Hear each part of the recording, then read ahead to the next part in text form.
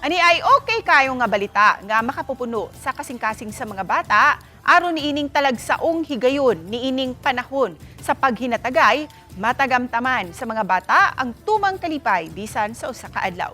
Kunun sa kini ani ang detalye. Sa amot nga tag 500 pesos napuno ang kalipay ug ang kasing-kasing sa usa ka bata. Sa Pasko sa Kabataan sa Archdiocesan Shrine of St. Therese of the Child Jesus dinhi sa Lahog Dakbayan sa Subo, giawhag ang parokyano nga adunay katakos sa pagtampo sa 500 aron nga mo-sponsor sa usa ka bata nga nagpuyo sa bukirang bahin sa Dakbayan sa Subo. Ang mga dapit nga sakop sa parokya ni Santa Teresita sa Batang Jesus sa Lahog. Musumada sa 140 ka mga bata ang nahatagan og kalipay niini ikaduhang tuig sa Pasko sa Kabataan.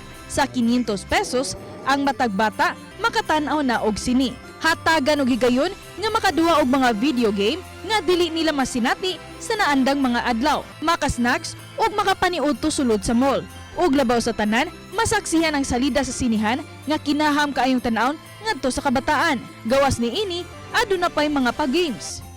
Adunay bubble show, ug sa pagtapo sa usa ka adlaw nakadawat og food packs nga ilang madala sa ilang tagsa-tagsa ka mga panimay aron nga igasa usab sa ilang mga igsuon nga wala makahimo sa pagtambong sa Pasko sa Kabataan. Ako si Orchid Silapingkaw, Balitang Bisdak.